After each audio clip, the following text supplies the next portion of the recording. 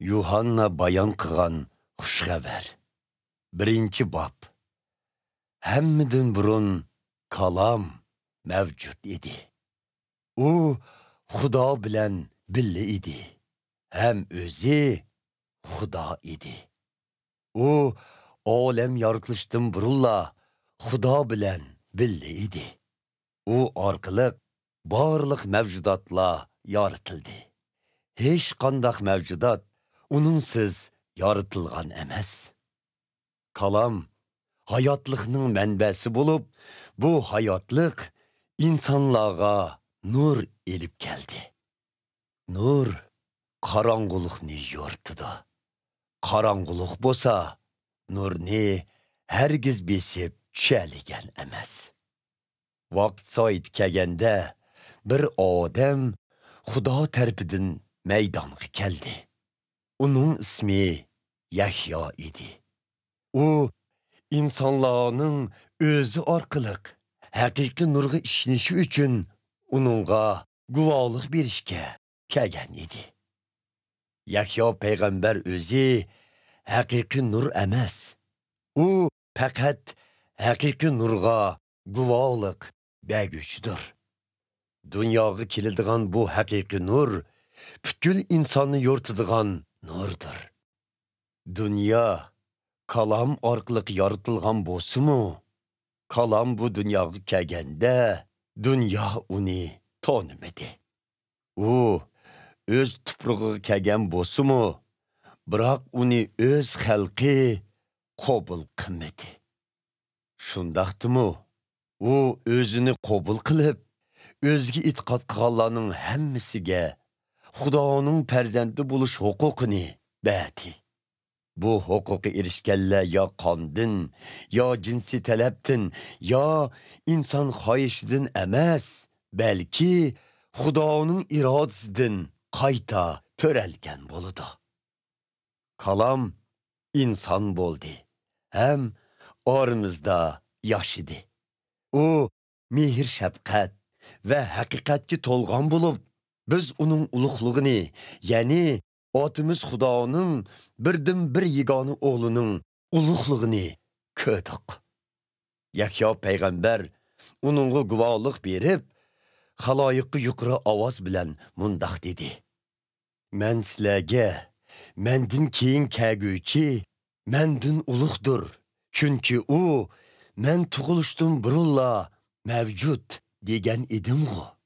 U dal mushu kishidir. Uning mehr shafqati cheksiz bo'lg'ashqa, hammamiz har doim baxt ustiga baxtga erishib keldik.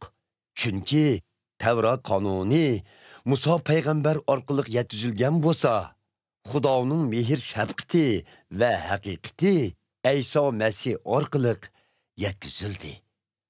Xudoni hech kim ko'rib boqqan emas. Biroq uni otimiz Xudoning hamroyi va yegona o'g'li, shundaqla o'zi Xudo bo'lgan Ayso Masih bizga bildirdi. Yerusalimdagi Yahudi oqsoqollari Xudoning avatadigan qutqizuvchisining Yahyo payg'ambar yoki emasligini bilish uchun ruhoniylar bilan markaziy ibodatxonada ishlaydigan laviylarni Yahyoning oldiga avatdi. Yahyo payg'ambar ikkilanmasdan "Men qutqizuvchi Masih emasman" deb aniq javob berdi.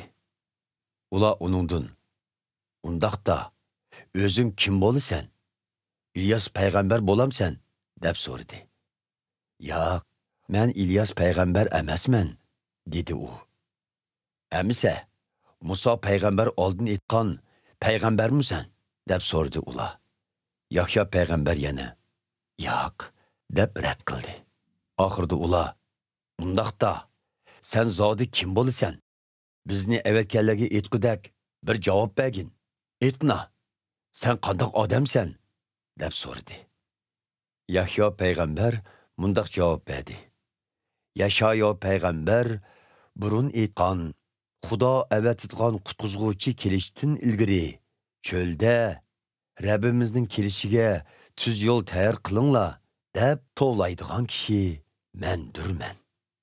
Yerusalimdan avatilgan ba'zi farishtalarmu Yahyo payg'ambarning oldiga kelib, uningdan: "Sen yo qutqizuvchi Masih, yo İlyas, yoki Musa payg'ambar oldin aytgan payg'ambar bo'lmasang, nemishqa kishilarni Xudoning yo'liga chaqirib, suvga cho'mildirsan?" deb so'radi. Yahyo payg'ambar ularga mundaq deb javob berdi: "Men kishilarni suvga cho'mildirman. Lekin oranglarda sizlar tanımaydigan biri bor. U mendin keyin kelgüchi bo'lib, men hatto uning oyog'ining yiplarini yeshishga loyiq emasman." Mana bu ishlar Yordan daryosining sharqi qetidagi Beytaniya degan yezida, ya'ni Yahyo payg'ambar kishilarni daryoda cho'mildirayotgan yerda yuz bergan edi. Atsi Yahyo payg'ambar Hazreti Aysoning o'ziga qarab kelayotganligini ko'rib, mundaq dedi: "Mana bu bütün dünyadaki insanların gunohidan ozod qilinishi uchun hozirlangan Xudoning qo'zisidir. Men sizlarga mendin keyin kelgüchi mendin ulug'dir, chunki u men tug'ilishdan burunla mavjud edi degan edim. Mana bu dal men tilga olgan ashu kishidir. Men burun uning kimligini bilmasammi, bu qutqizguvchi İsraillarga ayon bo'lsin deb sizlarni suvga cho'mildirgili keldim." Yahyo payg'ambar yana guvohlik berib mundaq dedi: "Men Xudoning rohining kaptar holatida osmondan tushib, uning ustiga qo'nganligini ko'rdim. Men uning qutqizguvchi Masih ekanligini bilmagan edim. Biroq meni kishilarni suvga cho'milishga avatgan Xudo manga sen Xudoning rohining tushib, birining ustiga qo'nganligini ko'rsan. U kishilarni Xudoning muqaddas rohiga cho'mildiradigan qutqizguvchidir degan edi. Hozir rostilla bu voqeani o'z ko'zim bilan ko'rganligim uchun uning shaksiz Xudoning o'g'li ekanligiga guvohlik beraman." Atsi Yahyo payg'ambar ikki shogirdi bilan yana shu yerda edi.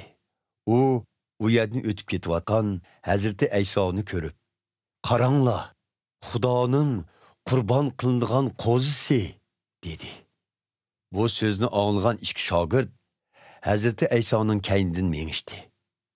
Hazreti Ayso kayniga burilib, agishib kelayotganlardan: "Nemiga hojitinglar tushib qoldi?" deb so'radi. Ular: "Rabboni, ustoz, qayerda tursiz?" dedi. "Kelib ko'ringlar" dedi Hazreti Ayso. Shuning bilan ular berib, uning qayerda turdiganligini ko'rdi. Bu tushdan keyin soat 4lar bo'lgan vaqt bo'lib, ular u kunni Hazreti Ayso bilan birga o'tkazdi. Yahyo payg'ambarning so'zini anglab, Hazreti Aysoning kaynidan mangan ikki kishining biri Simon Petrusning inisi Ender edi. Ender darhol o'z oksi Simonni tepib, uningga: "Biz Masihni topdik" dedi. Masih İbranicha so'z bo'lib, Xudo tayinlagan qutqizguvchi degan ma'noda. Ender oksini Hazreti Aysoning oldiga elib bordi. Hazreti Ayso uningga qarab: "Yuhannaning o'g'li Simon, buningdan keyin sening isming Kifas bo'lsin" dedi. Kifas grek tilidagi Petrus degan so'z bilan ma'nodosh bo'lib, qo'ram tosh degan ma'nini bildiradi. Atsi Hazreti Ayso Jaliliya o'lkasiga berishni qaror qildi. U Filipni tepib, uningga: "Manga agishib mang" dedi. Filip Beysaydalik bo'lib, Ender bilan Petrusning yurtishi edi. Filip Nataniyelni tepib, uningga: "Musa payg'ambar Tavrotda oldin aytgan, boshqa payg'ambarlarni tilga olgan qutqizguvchi Masihni topdik. U Yusufning o'g'li Nasiralik Ayso ekan" dedi. Biroq Nataniyel: "Nasiralikmi? Ashu kichik bir shahardan Mundaq yaxşı iş chiqarmi? dedi. Kelib ko'rib baq, dedi Filip. Hazreti Aysa Natanyelning o'zining oldi kelayotganligini ko'rib, u to'g'riliq. Mana bu ichida qilchi hili mikrisi yo'q, haqiqiy bir Isroil, dedi. Mening qandoq odam ekanligimni qayerdan bildingiz? deb so'radi Natanyel hayron bo'lib. Hazreti Aysa, Filip seni chaqirishdan avval senin anjir darig'ining tubida o'tirganligingni ko'rgan edim, deb javob berdi. Natanyel Hazreti Aysoning boshqalar ko'ramaydigan ishlarni ko'ralaydiganligidan hayron bo'lib, "Ustoz, siz shaksizki Xudoning o'g'li, Isroillarning podshohi ekansiz", deb e'tirof qildi. Hazreti Ayso uningga mundoq dedi: "Seni anjir darig'ining tubida ko'rganligimni aytganligim uchun ishinyaptamsan. Buningdimi cho'ng ishlarni ko'rsan texi."